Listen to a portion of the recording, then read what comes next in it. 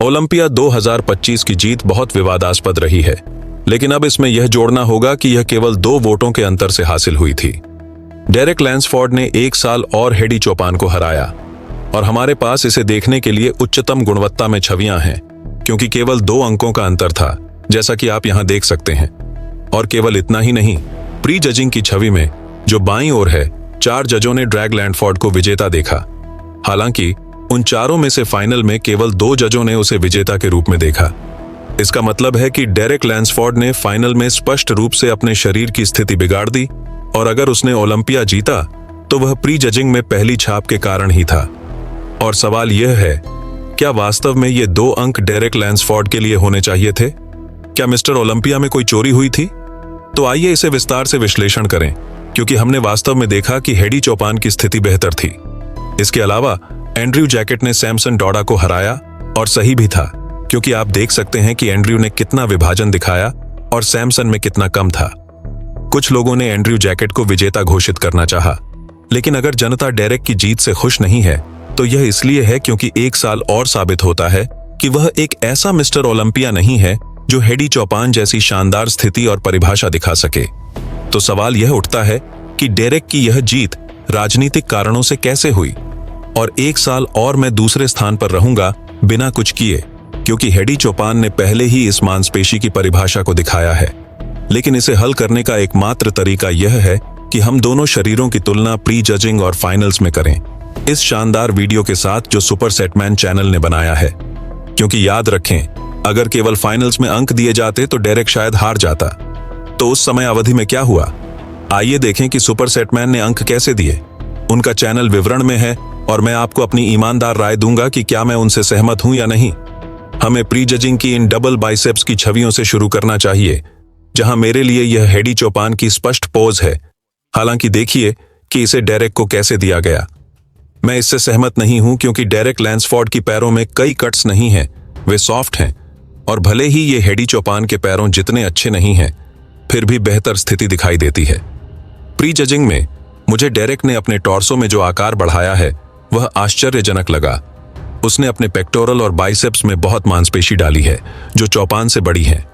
कृपया देखिए कि यह अलग बाइसेप्स हेडी चोपान में बेहतर स्थिति की भावना देता है।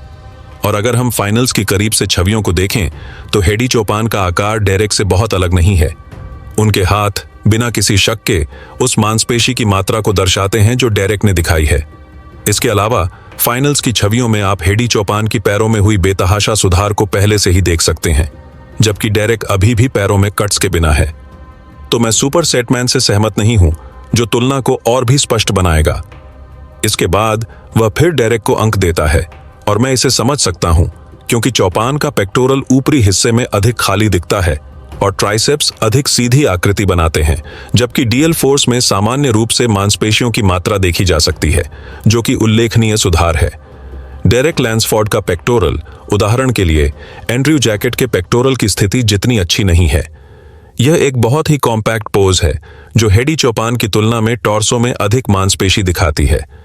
एंड्रयू जैकेट को मत भूलिए, क्योंकि वह एकमात्र है जो कंधे और पेक्टोरल दोनों हिस्सों में स्ट्राइएशन दिखाता है, और पेट में एक उल्लेखनीय विभाजन भी। मुझे लगता है कि एंड्रयू के खिलाफ जाने वाली चीज उसकी ऊंचाई और संरचना है, जो उसके हाथों और पीठ के बीच अधिक खाली स्थान बनाती है, जबकि डेरेक या हेडी की कम ऊंचाई इसे फायदेमंद बनाती है। और यह अफसोस की बात है कि सैमसन अपनी स्थिति के साथ नहीं आया, क्योंकि यह उसके लिए आदर्श पोज थी। फिर हम साइड चेस्ट पर आते हैं। मेरे लिए यहाँ एंड्रयू जैकेट गायब हो जाता है। उसने बहुत खराब पोज दी, और सुपर सेटमैन फिर से अंक डेरेक को देता है। मैं इस निर्णय से सहमत हूं, क्योंकि ट्रांजिशन से ही स्पष्ट था कि डेरेक लैंसफोर्ड ने अधिक मांसपेशी दिखाई। देखिए कि उसने अपने कंधे, ट्राइसेप्स, हाथ और पेक्टोरल में कितना आकार जोड़ा है। मेरे लिए यह हेडी चोपान के सामने उसकी खराब स्थिति को छुपाता है। यह ट्राइसेप्स का बढ़ा हुआ आकार बहुत बड़ा आकार दिखाता है, और डेरेक का साइड लेग इतना मांसपेशीय है कि भले ही स्थिति सबसे अच्छी ना हो, फिर भी वह कई कट्स दिखाता है। फिर भी हेडी चोपान स्पष्ट रूप से टॉर्सो में अधिक स्ट्राइएशन के साथ आता है, और भले ही वह ऑनब्लिक को कसता है, जज जो मूल्यांकन कर रहे हैं वह छाती की पोज देख रहे हैं। इसलिए मैं समझ सकता हूं कि यह अंक डेरेक को दिया गया। और डबल बाइसेप्स ऑन बैक में मुझे लगता है कि यह सबसे कम विवादास्पद है। डेरेक लैंसफोर्ड इस पोज में कमाल है। सामने से नरम दिख सकता है, लेकिन पीछे से ग्लूट्स स्ट्राइएशन दिखाते हैं। लोअर बैक में लगभग कोई फोल्ड नहीं है। मेरे लिए डबल बाइसेप्स ऑन बैक निश्चित रूप से डेरेक लैंसफोर्ड का है। एंड्रयू जैकेट, जिसने सबसे अच्छी पीठ दिखाई, मुझे आश्चर्यचकित किया।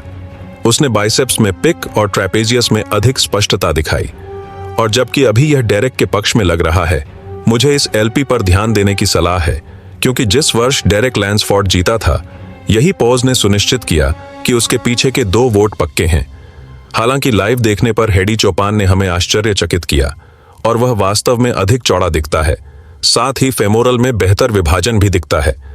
डेरेक का ग्लूट्स बेहतर है, लेकिन हेडी चोपान कंधों को और फैलाकर दिखाता है, जबकि डेरेक की पीठ अन्य मांसपेशियों के साथ फीकी पड़ जाती है। हालांकि ट्राइसेप्स चोपान के अधिक प्रभावशाली हैं, इसलिए मैं समझ सकता हूं कि सुपर सेटमैन ने इसे चोपान को दिया। हालांकि यह पोज बहुत टाइट है और केवल ग्लूट्स की स्थिति के कारण इसे डेरेक को भी दिया जा सकता था, लेकिन अब हेडी चोपान वापसी कर रहा है। आप जानते हैं कि मैं डेरेक लैंसफोर्ड ने पेक्टोरल में कितनी मांसपेशी डाली है देखकर आश्चर्यचकित था। सच कहूं तो यह विशाल दिखता है, लेकिन यह बॉडी बिल्डिंग है और परिभाषा महत्वपूर्ण है। और देखिए, डेरेक का एब्डोमेन पूरी तरह फ्लैट है, जबकि हेडी चोपान की पूरी त्वचा पेट से चिपकी हुई है। इसके साथ ही आप कंधे पर दिखाई देने वाली स्ट्रिएशन, पेक्टोरल और एक साइड लेग को जोड़ सकते हैं, जो बिल्कुल भी असंगत नहीं है। अगर यह बहस है कि आकार के साथ रहना है या परिभाषा के साथ, तो मैं परिभाषा को चुनूंगा, क्योंकि दोनों के बीच एक गहरा अंतर है। हालांकि आकार की बात करें तो चौपान छोटा बिल्कुल नहीं लगता, बल्कि डेरेक लैंसफोर्ड द्वारा किए गए सुधार के लिए बधाई। इसलिए यहां हम कह सकते हैं कि यह हेडी चोपान के लिए एक स्पष्ट अंक होगा।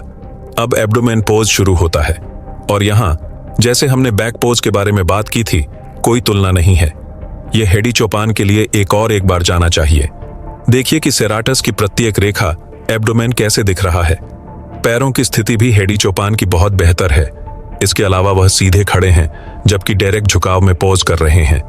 पॉजिटिव बिंदु के रूप में डेरेक अपनी कमजोरियों में सुधार कर रहे हैं। उनके एब्डोमेन की बहुत आलोचना हुई है, और सच है कि अब यह पिछले साल से बेहतर दिख रहा है, साथ ही ओनब्लिक भी। लेकिन मुझे लगता है कि सभी इस बात से सहमत होंगे कि यह अंक पैरों और एब्डोमेन के लिए हेडी चोपान के लिए जाता है।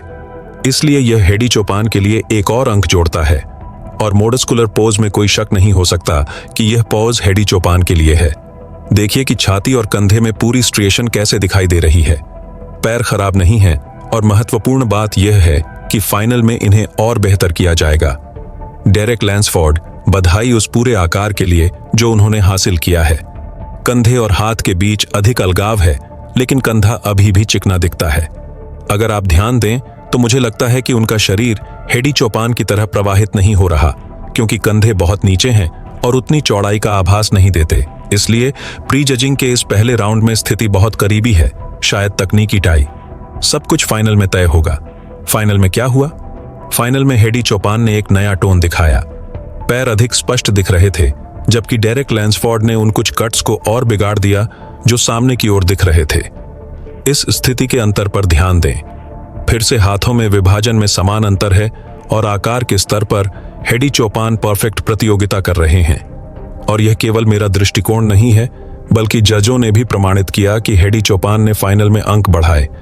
उन्होंने माना कि डेरेक प्री जजिंग में जीत गया, लेकिन अगर प्री जजिंग बहुत करीबी था, शायद तकनीकी टाई, और फाइनल में हेडी चोपान ही बेहतर हुआ, तो डेरेक की जीत कितनी स्पष्ट थी। आइए पोज दर पोज देखें। डबल बाइसेप्स पहले ही प्री जजिंग में चोपान के पास था, और फाइनल में यह और भी स्पष्ट है। पैरों में अंतर देखें, यह फाइनल में है और यह प्री जजिंग में था। हेडी चोपान ने डेरेक को पीछे छोड़ दिया, क्योंकि डेरेक की पैरों की स्थिति बहुत खराब है। यहाँ पैरों में कोई स्ट्रिएशन नहीं दिखती, और यह ध्यान देने योग्य है। मैं डेरेक के टॉर्सो की मांसपेशियों के लिए उनका समर्थन करता हूँ, लेकिन पैरों में अंतर इतना बड़ा है कि भले ही हेडी का पेक्टोरल थोड़ा फ्लैट हो और उसके ट्राइसेप्स ना हो, टॉर्सो में अंतर इतना बड़ा नहीं है जितना कि पैरों में। इसलिए मेरे लिए यह पोज चोपान के पक्ष में जाता है, और यहां से वह बढ़त लेता है। फिर साइड चेस्ट आता है, और हेडी चोपान की सुधार फिर से स्पष्ट है। पैर के कट्स और भी स्पष्ट। फेमोरल के साथ विभाजन देखें। सुधार पहले से ही स्पष्ट था। हालांकि डेरेक लैंसफोर्ड का पोज अभी भी बहुत अच्छा है और मांसपेशियों से भरा हुआ है। यहाँ डेरेक अंक जोड़ते हैं और स्कोर 2-1 है हो जाता है। Double biceps on off back में उसी तर्क के साथ यह फिर से डेरेक को दिया जाता है। हालांकि हेडी ने काफी तेजी से सुधार दिखाया। फेमोरल अधिक स्पष्ट है और ग्लूट्स बेहतर हैं। पहले यह पोज करीबी था और हेडी चोपान की फेमोरल सुधार के साथ यह और भी करीबी हो गया। डेरेक के पक्ष में उनका ग्लूट्स और पीठ बहुत उत्कृष्ट है। हेडी की डॉर्सल पूरी तरह से फैल नहीं रही। बैक डबल बाइसेप्स में थोड़ी असमानता है, इसलिए मेरे लिए डेरेक लैंसफोर्ड अभी भी बैक के 2 अंक जोड़ता है। लेकिन जब हम रोटेशन करते हैं तो ट्राइसेप्स पोज आता है। हेडी चौपान यहाँ 4-2 जीतता है। हालांकि मेरे लिए यह 3 TR होना चाहिए, क्योंकि मैं सुपर सेटमैन के बैक विस्तार निर्णय से सहमत नहीं हूं। एब्डोमेन पोज में भी हेडी चौपान बहुत बेहतर है।